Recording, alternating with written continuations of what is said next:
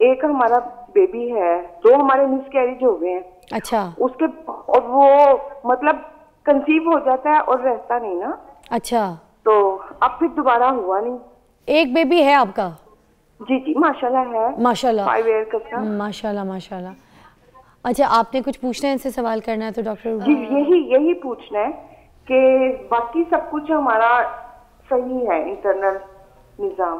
جی ٹھیک ہے. تو ہمیں سمجھ نہیں آ رہی کہ جب کنسیو ہم نے کر لیا، ایک بیبی بھی ہو گیا، تو یہ ڈاکٹر اروبا کے سوال کا جواب دیجیے گا. جی آپ کچھ پوچھنا چاہیں گے ان سے؟ جی اس کے اندر بھی یہی ہے کہ کنسیو ہو رہا ہے لیکن پریگننسی لاس ہو رہی ہے، تو اس میں بھی وہی فیکٹرز آئیں گے. اگر آپ اس میں بے شک کزن میرج بھی ہے، اگر کوئی جینیٹک ایلیمنٹ بھی آئے تو اس میں بیکاز ماشاءاللہ ایک بیبی بھی ہے، اور ویسے بھی اگر کسی میں کزن میرج بھی ہو اور خدا نخواستہ جینیٹک کاز کی وجہ سے ریکرنٹ پریگننسی لاس ہو رہا ہے، تو وہ اس کا یہ مطلب نہیں ہوتا کہ ہر دفعہ ہی جینیٹک کی وجہ سے وہ پریگننسی کنٹینیو نہیں ہوگی. تو اس میں مین تو یہی ٹریٹمنٹ ہوتا ہے کہ آپ کنسیو کریں اور پھر وہ انشاءاللہ ٹھیک بھی چل پڑتا ہے، ایکسیپٹ کہ جینیٹیکلی سلیکٹڈ بیبی، لیکن اس پہ بھی کوئی اتنا زیادہ ایمفسائز نہیں کیا جاتا، تو اس میں نیچرل کنسیپشن سے ہی پریگننسی کنٹینیو کر کے دیکھا جاتا ہے. دوسرا وہی جیسے ڈاکٹر عائشہ نے کہا تھا، اینٹی فاسفولیپڈ اینٹی باڈی سنڈروم کے ٹیسٹ ہوتے ہیں جو پریگننسی جب نہ ہو اس وقت اس کا ورک اپ کرایا جاتا ہے، اور اگر ویسا کچھ آئے